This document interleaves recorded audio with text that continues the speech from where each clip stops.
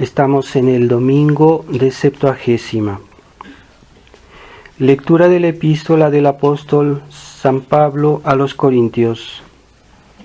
Hermanos, ¿no sabéis que los que corren en el estadio, todos corren, mas uno solo recibe el premio?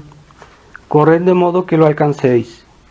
Todo atleta que lucha en la palestra se abstiene de todo, y ellos lo hacen para recibir una corona que se marchita, mas nosotros la que no se marchita.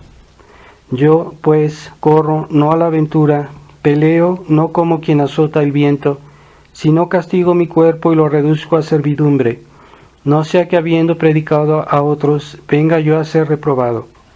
Porque quiero que sepáis, hermanos, que nuestros padres los israelitas estuvieron todos bajo la nube, todos pasaron el mar rojo, y todos bajo la nube y el mar recibieron el bautismo de Moisés.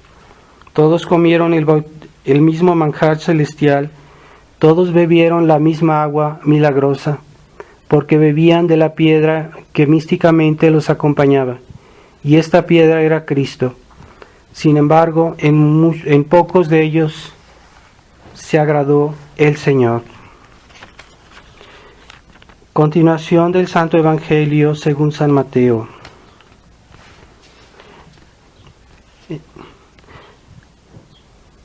En aquel tiempo dijo Jesús a sus discípulos esta parábola: Semejante es el reino de los cielos a un padre de familia que al rayar el alba salió a ajustar obreros para su viña, y habiendo convenido con ellos en un denario por jornada, les mandó a su viña. Saliendo después de la hora tercia, vio a otros que estaban ociosos en la plaza, y les dijo: Id pues vosotros a mi viña, y os daré lo que sea justo. Y ellos fueron. Otras 2 veces salió cerca de la hora sexta y la hora nona, e hizo otro tanto.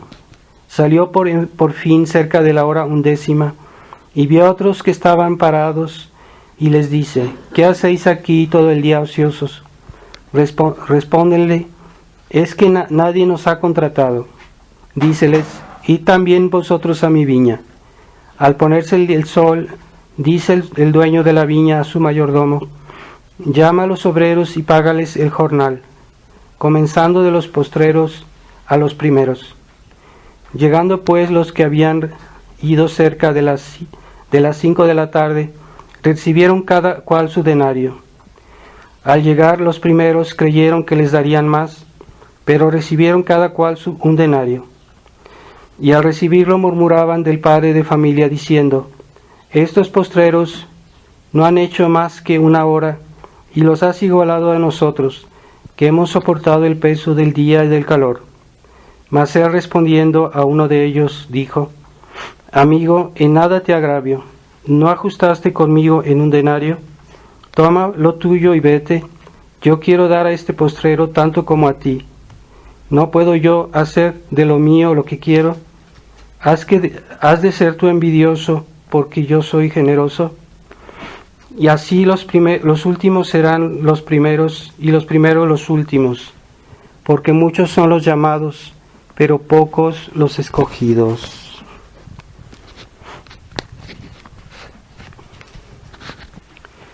En el nombre del Padre, del Hijo y del Espíritu Santo.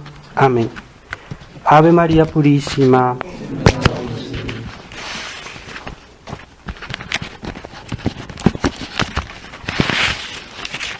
Estimados hermanos, estamos en este domingo de Septuagésima y hemos escuchado esta parábola de los obreros que simbolizan cómo Dios llama a los hombres a trabajar en su viña, que es la iglesia. Y a unos llegan más tarde, unos llegan antes, o algunos son católicos desde que nacieron, otros se convierten, otros se alejan de Dios, después regresan. Entonces Dios a todos nos da la oportunidad de santificarnos y de crecer, fructificar en la viña de la iglesia. Así que debemos tratar de hacer bien con lo que tenemos, con lo que podemos y no juzgar a los demás. Por eso nuestro Señor reprocha a aquel que dice, bueno, porque a él que vino más tarde tú le das igual, no es justo, no es justo, ¿verdad? No, Dios siempre es justo y él quiere ayudar a todos. Así que hay personas que a veces se han portado muy mal, pero se convierten y se vuelven en excelentes cristianos, puede pasar. Y así como María Magdalena, que fue una gran pecadora y que llegó a ser una grande santa entre las primeras. Y porque todo es posible a aquellos que quieren darse a Dios generosamente. El problema está en que haya católicos que no quieran darse generosamente. Ahí está el problema. Entonces, ese es realmente el problema que estamos viviendo en nuestra época. Muchas veces nos quejamos de lo que pasa en el mundo, de lo que pasa en la iglesia, de lo que pasa en nuestro país, y es real, pero no hay que atribuir todo el desastre a los dirigentes, a los que tienen responsabilidades, porque muchas veces las personas que hacen daño porque no encuentran obstáculos, y porque no encuentran obstáculos ellos avanzan y hacen mucho daño en razón de la tibieza de los católicos. Y ese es un problema real, ¿verdad? Por ejemplo, si analizamos la historia de España, cuando hubo una época en que había problemas porque el judaísmo en España estaba haciendo destrozos, ellos abrieron las puertas de las ciudades muchas veces a los árabes y estaban poniendo en peligro la existencia misma del país. Entonces el pueblo español reaccionó, o sea, el pueblo mismo es el que tuvo la iniciativa y trató de frenar esto y lo lograron. O sea, cuando el pueblo tiene voluntad de permanecer católico, lo hace. Hay ejemplos históricos. Así que cuando nosotros analizamos la historia de la decadencia del cristianismo, la decadencia del catolicismo, pues muchas veces lo analizamos desde un punto de vista de los hechos que son más bien consecuencias de algo, y esas consecuencias vienen de la tibieza de los católicos. Entonces, ¿qué pasó si vamos a un poquito lejos para ver las raíces de la crisis de la iglesia que tanto nos quejamos hoy? Pues esas raíces vienen de lejos, no es algo que es así como reciente. Y si hay una decadencia del cristianismo que muy marcada a partir del Renacimiento, cuando se quiso hacer del hombre como un fin, el humanismo, ¿verdad? Que se decía, él se quería hacer el hombre, el fin casi del universo, y Dios estaba un poquito de lado y empezó con algo ligero y esto se fue acentuando, pero es el mismo fenómeno, es la idealización del hombre, un poco como tal, por sus propias fuerzas, por su propia dignidad, si ustedes quieren, pero el hombre solo, el hombre un poquito o francamente independiente de Dios. Entonces, en ese tiempo se decía que ya las costumbres se comenzaron a relajar, ya los católicos no hacían mucha penitencia, ya no rezaban como antes, y empezó poco a poco a decaer. Después vino el protestantismo, el protestantismo que ya hizo la ruptura con la iglesia misma, ¿verdad? Ya no reconocían la autoridad de la iglesia. Es histórico, siempre todos los herejes han tratado de desprestigiar la iglesia, la autoridad de la iglesia, la verdadera autoridad, la que hace realmente su trabajo, y porque es en ella donde encuentran más obstáculos, ¿verdad? Y por eso han tratado siempre de desprestigiar la autoridad legítima, y esa autoridad que es fiel a la tradición. Yo no me refiero a la autoridad de hoy, que ya no es ni siquiera eso, ni siquiera fiel a la tradición. Yo me refiero a los papas antiguos que hacían todavía su trabajo, que hacían todavía sus obligaciones.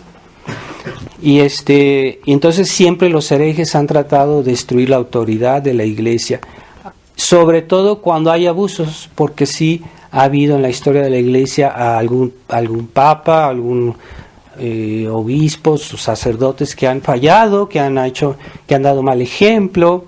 Entonces los herejes aprovechan esa oportunidad para decir, pues la iglesia es así, todos son así, entonces la iglesia no la necesitamos, ruptura con la autoridad de la iglesia.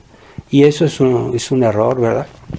Entonces se ve que el cristianismo estaba perdiendo siempre terreno, y que los enemigos de la iglesia cada vez eran más fuertes.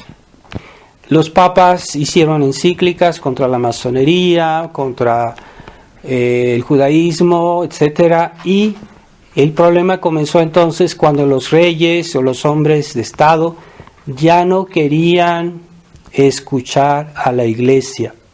Consideraban que el Papa exageraba, que el Papa decía hay que limitar hay que prohibir estas sectas, hay que hacer algo, y los hombres de Estado decían, no, es que el Papa exagera, no es necesario, vamos a hacer de otra manera. Se creían más inteligentes, se creían más capaces, y entonces dejaron hacer, y esa tibieza comenzó en las clases altas de la sociedad, ¿verdad? Fueron las más afectadas por el humanismo e incluso por el protestantismo. Y hay muchos ejemplos en la historia, cuando uno estudia la historia, de cómo muchas veces los hombres políticos no hicieron caso a la iglesia, a las advertencias de la iglesia, particularmente contra la masonería, pero también contra el liberalismo. Y si los hombres de Estado hubieran hecho caso, esto tal vez no hubiera tenido las consecuencias que estamos viendo hoy. Y la iglesia decía, tengan cuidado con estas ideas, hay que hacer algo. Cuando resultó la Revolución Francesa, comenzó ya el laicismo, y los estados se volvieron laicos y ya no querían reconocer que el Estado también debe obediencia a Dios. Y se creó una situación en la sociedad bastante compleja, porque por un lado el Estado promovía el laicismo, las escuelas querían ya enseñarle a los niños cosas que no correspondían a la fe, y los católicos, en lugar de intervenir, dijeron, vamos a esperar, vamos a ver qué pasa, que Dios nos ayude, que Dios haga algo, vamos a rezar. Pero es que sí es cierto, hay que rezar, pero no es suficiente.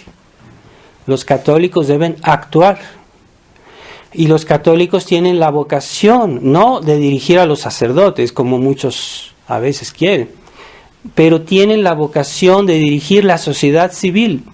Los fieles tienen la vocación de implicarse en la política civil, no dentro de la iglesia, no la autoridad de la iglesia. Hay que dejar que la iglesia ejerza su autoridad como debe, y es normal, pero ya en el campo civil los fieles deben actuar. Entonces se creó una situación cada vez más compleja por la pasividad de los católicos.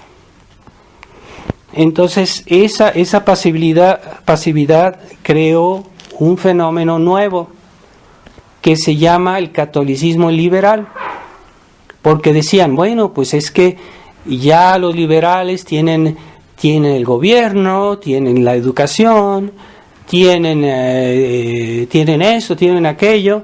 Pues vamos a tratar de sobrellevar esta situación, vamos a tratar. Entonces algunos católicos empezaron a adoptar, decir, vamos, el liberalismo, no todo es malo, vamos a adoptar ciertas cosas que no son malas y vamos a tratar de adaptar la iglesia al liberalismo sin hacer cosas graves. Claro está, es lo que ellos decían. Entonces se hizo el famoso liberalismo católico, que fue creado en gran parte por Lamennais, un sacerdote francés que inició este movimiento.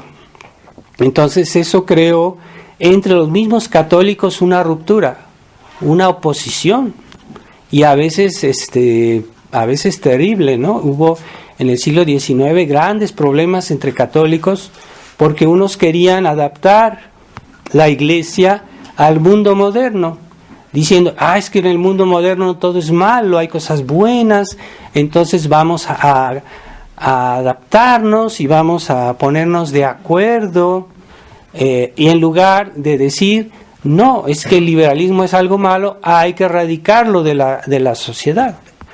No hay que limitarlo, hay que erradicarlo.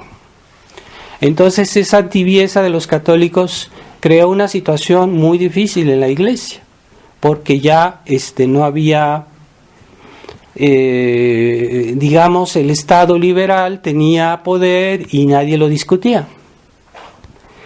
El problema es que los católicos liberales trataban de neutralizar a los católicos auténticos.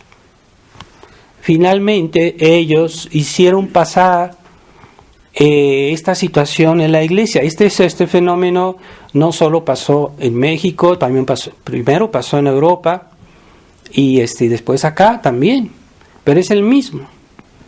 Entonces esa mentalidad de quererse adaptar, de querer soluciones bancales, es un problema muy grave, porque nunca hemos salido realmente.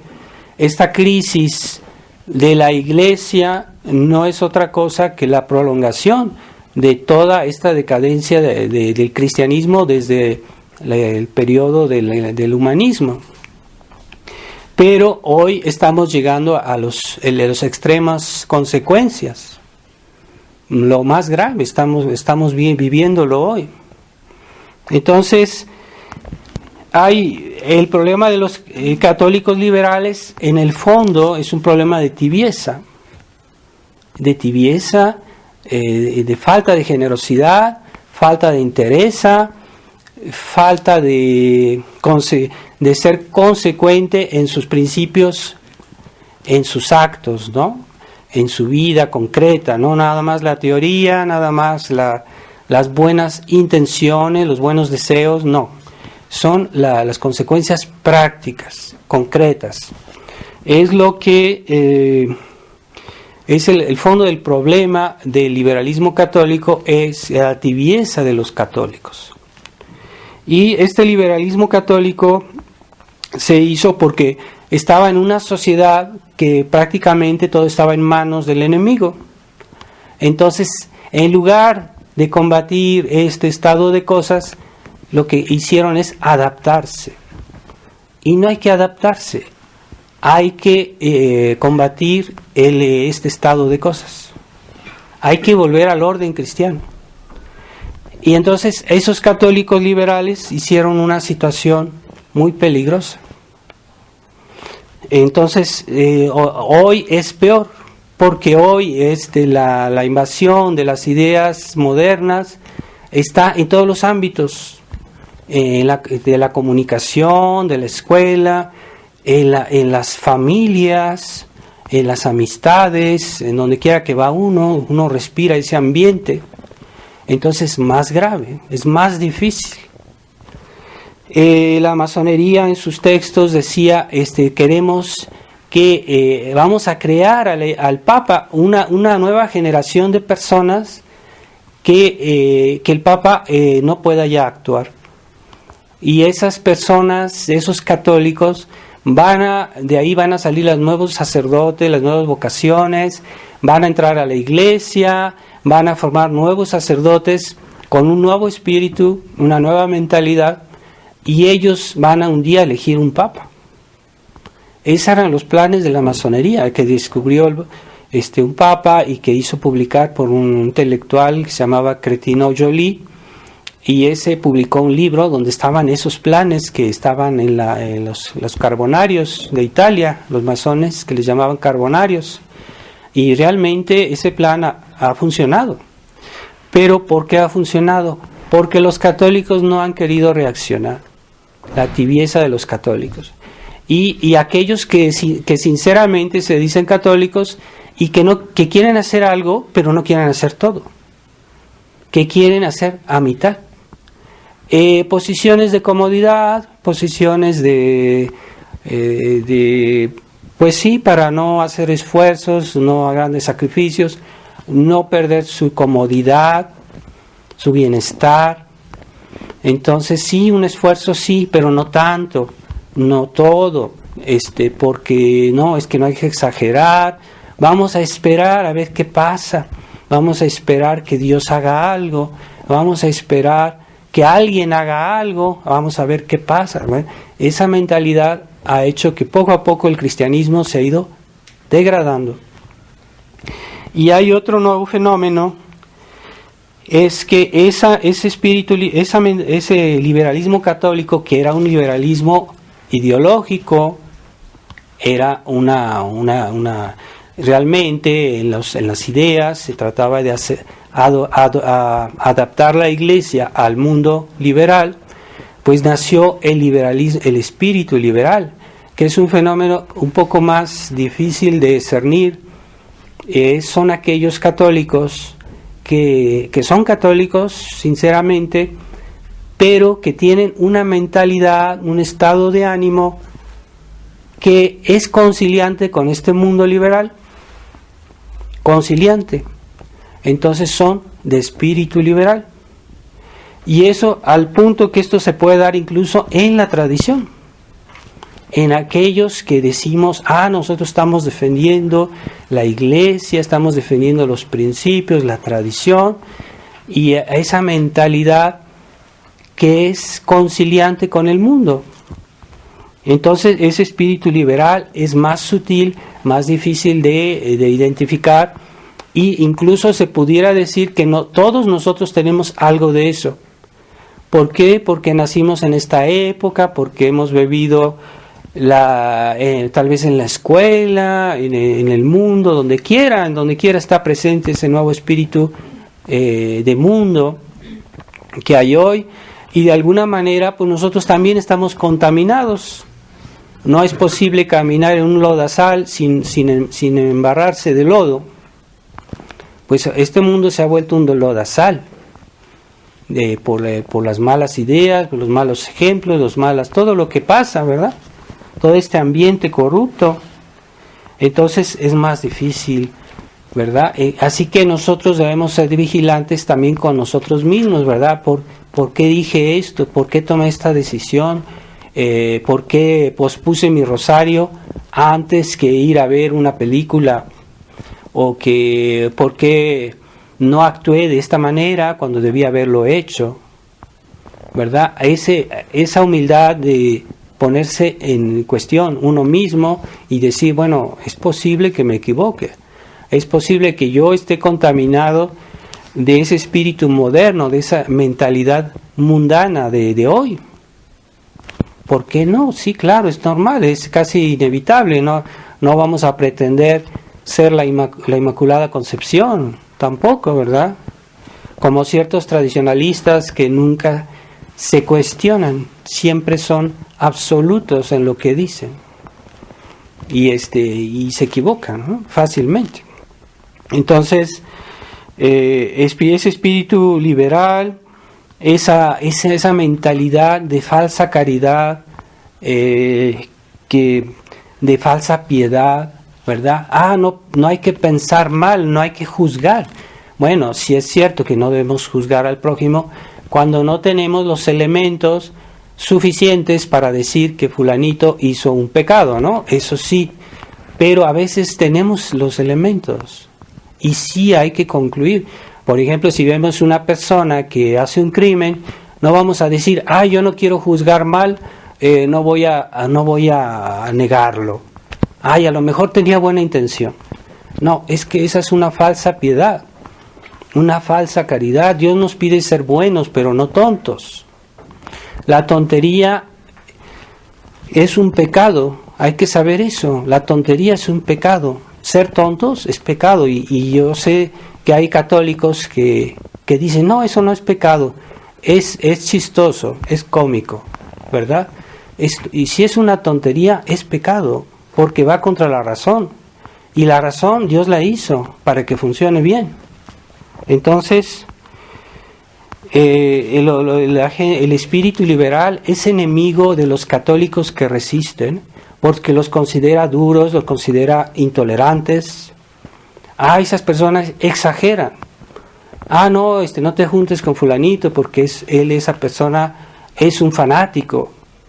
El fanatismo existe, pero a veces los que están relajados consideran fanatismo una persona que es normal, que no es fanática, que hace las cosas como debe ser.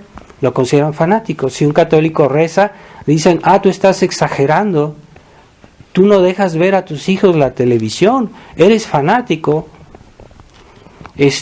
tú no dejas a ver tus hijos el internet o hacer cualquier cosa, porque ya sabemos que el internet hay que tomarlo con pinzas, porque no hay muchas cosas malas. Solo una persona que tenga la conciencia que es capaz de controlarse y no ver cosas malas, pues es la persona que puede consultar algo en internet.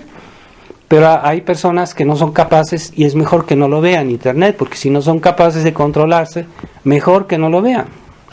Pero hay personas que pueden controlarse y ver cosas buenas que se pueden sacar en internet. Bueno, pero si uno le dice a su hijo que no lo haga porque ese niño no sabe controlarse y es muy curioso, y entonces van a decir, esta persona es fanática porque no lo deja ver estas cosas, no lo deja ver la música que hoy todo el mundo oye. No, es que esa música es mala. Entonces los que tienen espíritu liberal están contrariando a los buenos católicos fervientes que buscan hacer las cosas bien y los juzgan. Ahí sí los juzgan. No quieren juzgar a los que se portan muy mal, pero a los que quieren ser buenos, los que quieren ser correctos, sí los juzgan y dicen, tú eres un fanático, tú eres un exagerado, y les están siempre haciendo la guerra.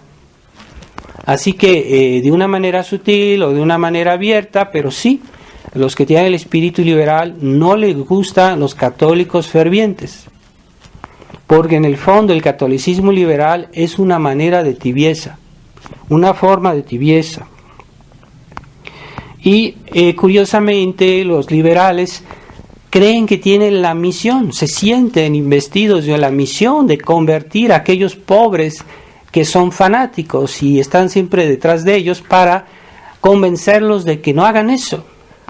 ¿Por qué no por qué tú siempre quieres traer faldas, tus hijas?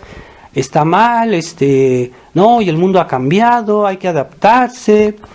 Es fanatismo eso de que siempre traigan faldas que parecen tus hijas, no sé, y los están criticando.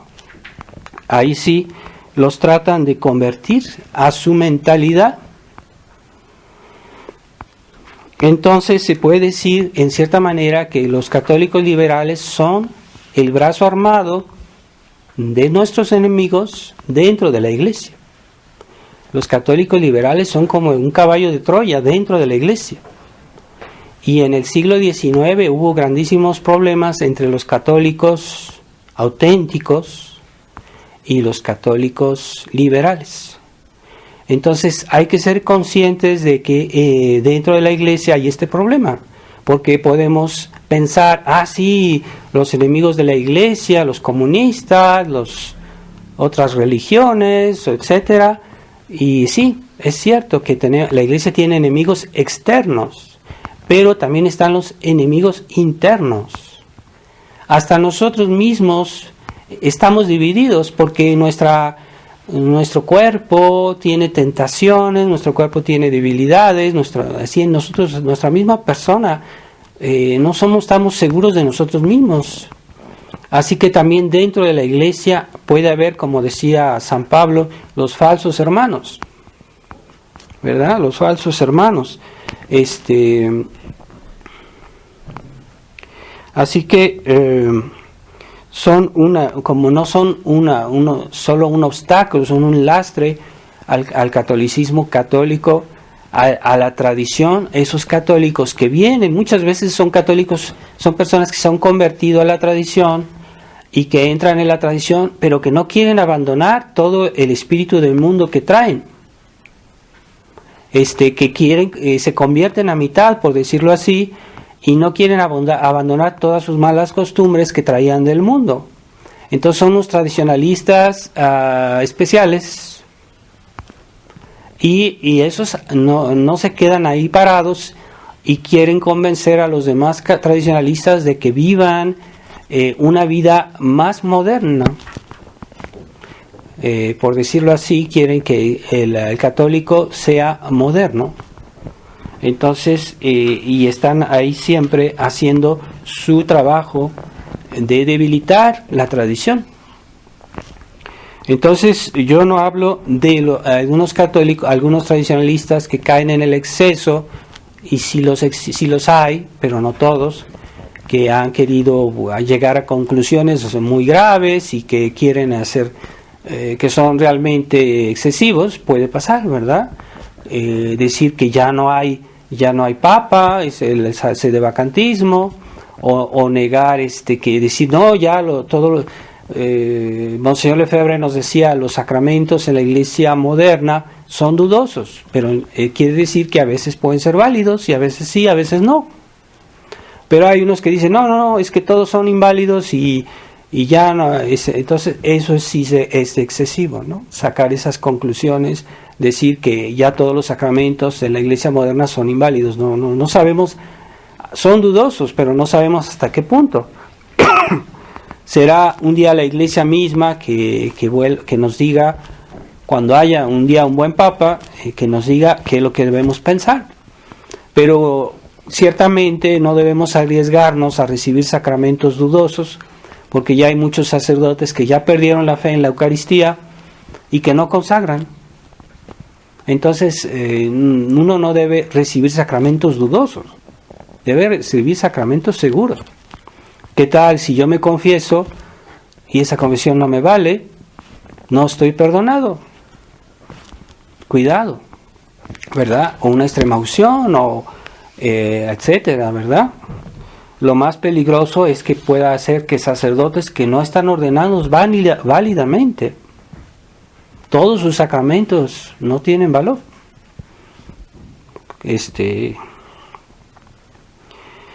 Y en esos también es complicada esta situación que vivimos hoy dentro del catolicismo, que hay católicos que son liberales porque hoy las mismas autoridades promueven eso, que son católicos sinceros, que son católicos que quieren servir a Dios, que no son malas personas, que son buenas personas, pero que no saben lo que está pasando. Entonces ellos son católicos liberales por ignorancia.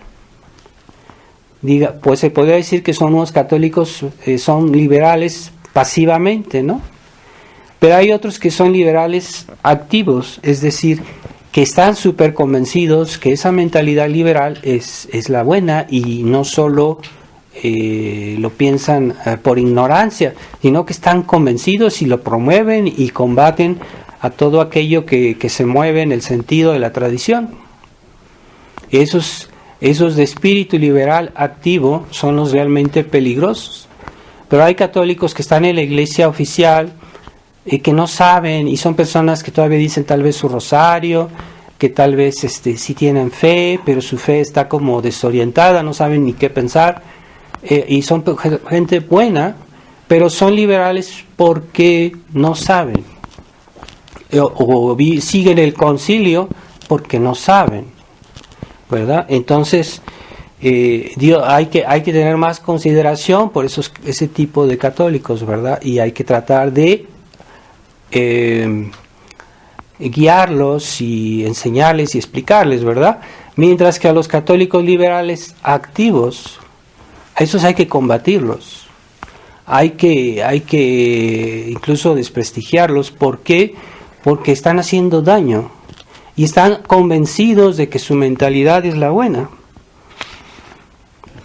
Son los que promueven, por ejemplo, en las familias, dicen, no te preocupes, lleva a tus hijos a divertirse, vayan aquí, vayan allá sin ninguna restricción. ¿Qué es eso? Que hacen yoga o que escuchan música moderna o que no rezan y ven con malos ojos a los que rezan, que no dicen su rosario, pero sí son católicos, no, sí, de nombre son católicos. Y que el espíritu del mundo que ya han absorbido, que ya han asimilado, incluso lo llaman virtud. Al espíritu del mundo, viven como mundanos, tienen el espíritu mundano. Y yo tuve muchos casos, sobre todo en Europa, de personas, yo les decía, cuidado, las mujeres usen sus faldas, no usen faldas muy cortas, vístanse correctamente. Se ofendían porque consideraban que hoy ya todo el mundo usa pantalones y que es normal que deban usar pantalones. ¿Qué quiere decir? Que esas personas ya hicieron un pacto con este mundo moderno, que ya se adaptaron al punto que están convencidos que eso es correcto. Entonces, pues es grave. Entonces, esos tradicionalistas que no han renunciado, que se han convertido a la tradición, pero que no han renunciado a todo lo que viene, que traían del mundo, ¿verdad? Es comprensible, ¿verdad? Que alguien que se convierte, pues tenga cosas. Pero lo que no es comprensible es que uno no quiera convertirse 100%. Yo no me voy a convertir solo 50%, 60%, ni incluso ni 90%. Tiene que ser 100%. No podemos estar bien con el mundo, porque este mundo está impregnado de liberalismo. Y ahora es más grave, este mundo ya está satanizado. Ya uno siente que la presencia de Satanás cada vez más presente en la sociedad. Hay mucha gente que practica la brujería, que hacen cosas que atraen la presencia diabólica. Hay personas que están, hasta en su mirada se ve que están mal, o sea, que escuchan mucha moderna de esa que es diabólica. No es comprensible que un tradicionalista escuche música de esa, no es comprensible, no es explicable. Y es bueno que un tradicionalista se forme, que lea, porque muchas veces hacemos cosas porque no sabemos que están mal, ¿verdad? Entonces, cuando hay este desprecio por la lectura, aquí en México mucha gente desprecia la lectura. Y dicen, el padre exagera, no, es que está exagerando, nomás le gustan los libros, ¿no? Pero no, es que es necesario la formación. Es una obligación formarse. La formación del catecismo es para los niños, no es para los adultos. Los adultos tienen otro nivel de catecismo, son los libros de formación religiosa. Es una obligación formarse, es una obligación. Es que ya hice mi catecismo cuando era niño. No es suficiente. Hoy hay unas problemáticas nuevas. ¿Por qué el aborto es malo? ¿Por qué la eutanasia no está bien? ¿Por qué esto no está bien? Contracepción. Pero eso no lo van a encontrar en un catecismo para niños. No es suficiente. Hay que formarse, hay que leer más. No es un consejo, es una obligación. Desgraciadamente en México mucha gente, no digo toda, ¿verdad? Pero hay mucha gente que no le gusta la lectura y que no leen, y que yo, por ejemplo, les he conseguido libros y los guardan, los arrumban, no los leen, se quedan ahí. tienen su bonita biblioteca, pero está ociosa. Entonces, cómo es importante formarse, ¿verdad?, en nuestra época y estar al tanto. ¿Por qué esto no está bien? ¿Por qué en conciencia no debo hacer esto, verdad? Que yo pueda explicar por qué. Porque si yo a lo mejor en un momento dado vamos a estar confrontados a situaciones difíciles y no somos capaces de saber qué hacer. Entonces es importante eso, ¿verdad? Porque no está bien ciertas cosas que nos parecen excesivas. Puede ser, ¿verdad?, que nos parezca excesivo. Ay, ¿por qué el Padre nos dice que no veamos estas películas? Es que hay películas que promueven no solo la inmoralidad, hay unas que promueven la violencia, que promueven el odio, que promueven... Hay sentimientos que no son cristianos, que son no solo forzosamente contra la pureza, sí pueden ser contra otras cosas, ¿verdad?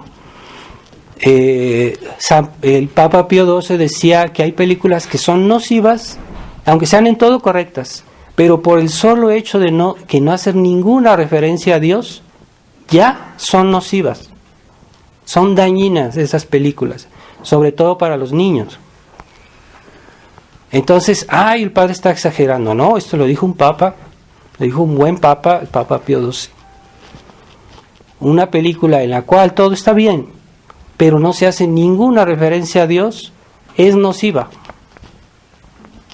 Bueno, entonces hay que buscar películas católicas de las antiguas, correctas, porque hay unas antiguas que no son correctas y hay que tener cuidado, ¿verdad? Es cierto que es legítimo a veces tener algunas distracciones, a veces no es necesario también, pero no hay que vivir solo en distracciones y además hay que escogerlas con criterios católicos. Entonces, pues pidámosle a Dios, hay que tomar conciencia, ¿verdad? Entonces les decía que el espíritu liberal en el fondo es una manera de tibieza de los católicos, ¿verdad? Que encuentran siempre la manera de excusarse y son ellos que han hecho la decadencia de la Iglesia, porque si los fieles se hubieran opuesto a estas reformas, se hubieran dicho no queremos esta misa, no queremos esto, los sacerdotes hubieran tenido que adaptarse a esa situación, ¿verdad? Fue como en un pueblito cerca de Cuernavaca, del estado de Cuernavaca, de que Méndez Arceo, un obispo comunista, un obispo modernista completamente, quería ir a un pueblito a ir a la iglesia y a destruir todas las estatuas y a quemarlas. Y los fieles le dijeron que no. Le dijeron que si él hacía eso, lo quemaban a él también. Entonces él lo que hizo fue irse, ¿verdad? Pero encontró resistencia. Esos fieles defendieron su fe. Pero no, generalmente los fieles, es que el Padre quitó esto, hizo esto. Bueno, en otros tiempos, cuando comenzó esta crisis, hubo casos de cosas muy graves. Y ahí hubo gente que la gente generalmente dejaba hacer, nunca dijo, vamos a protestar, vamos a ver al obispo, a ver qué se puede hacer. Nadie, todos pasivos, ¿verdad? Esas son cosas muy graves, ¿verdad? No nos trata de que siempre uno esté cuestionando lo que hace un sacerdote, eso está mal. Pero cuando uno ve cosas así de un orden muy grave, uno no puede quedarse callado. ¿Por qué? Porque eso está atentando contra nuestra fe, contra la fe de nuestros hijos, de nuestros niños. ¿Qué va a ser de ellos mañana, pasado? Bueno, si no reaccionamos, pues ya sabemos cómo van a terminar. Y por eso todo se degradó y todo es posible en una sociedad donde no hay resistencia, donde nadie reacciona a nada, todo es posible. Y estamos viendo que México era un país cristero, cuando la cristiandad de México era un país cristero, todo el pueblo. No tanto las clases dirigentes, las clases ricas no reaccionaron como debieron, pero el pueblo era católico y reaccionó en su conjunto. Bueno, ¿cómo es posible que todo ese pueblo ahora ya es liberal? Y muchos son protestantes y muchos son ateos. ¿Y dónde están los católicos? A ver, es porque siempre han sido pasivos. Y es el liberalismo católico. Ahora ya no solo no hicieron nada, sino que han aceptado esa nueva mentalidad que nos han impuesto los medios de comunicación, la educación pública, etcétera. Y a ver, ¿quién reaccionó? Pues dejaron hacer. No, los católicos en tiempo de la cristiada, ¿qué hicieron? Pues se organizaron, hicieron algo, hicieron un boicot, hicieron hicieron algo concreto y se logró mucho, porque si no hubiera pasado eso, ahorita México sería comunista o sería otra cosa, o sería peor todavía. Es gracias a aquellos católicos. No, los sacerdotes, los dirigentes no pueden hacer todo. Hay esa pasividad de esa gente que dice, no, vamos a esperar a ver qué dice el padre, a ver qué hace. Sí, bueno, el padre no puede hacer todo si no lo ayudan, si no lo respaldan, si no lo apoyan. Es que no basta que el padre diga. Entonces debemos actuar. Y el problema es esas omisiones. Siempre se confiesa a la gente y dice, padre, hice esto, hice aquello. Pero nunca dicen, padre, no hice aquello. Aquello que pude hacer, que debía hacer, no lo hice. Nunca lo dicen. Hay un problema ahí de los pecados de omisión. Esa negligencia. Entonces pidámosle a Dios que nos ilumine para que sepamos reaccionar. Ciertamente sin fanatismo, con espíritu cristiano, sin soberbia. El fanatismo es un problema de soberbia. Y muchos casos de personas que son sedevacantistas, que yo he discutido con ellas, están segurísimos de sí mismos. Hay un problema de soberbia. No se cuestionan en nada.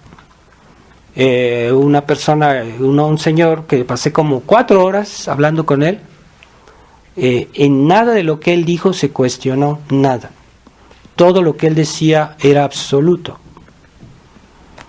Eso es soberbia. O sea, todos podemos decir, bueno, en esto a lo mejor me equivoco, a aquel punto, ¿verdad? Pero así, cuando uno es absoluto totalmente, pues también es algo malo. Lo único que es absoluto para nosotros es Dios. La iglesia es algo absoluto. Lo que la iglesia nos enseña, la iglesia tradicional, no la iglesia conciliar. La iglesia conciliar es otra nueva iglesia, no es la iglesia católica. Pues la iglesia tradicional, esa debemos tomarla tal cual es. Y no decir, no, es que el mundo ha cambiado, esto ya no. No. La moral no cambia. Las verdades de la fe no cambian. Bueno, pues vamos a pedirle a Dios en este comienzo del tiempo de Septuagésima que nos dé un espíritu de penitencia. La penitencia tiene un objetivo, no es una formalidad, es una manera de doblegar nuestra naturaleza, nuestra pereza, nuestra negligencia, nuestros defectos, con esfuerzos concretos.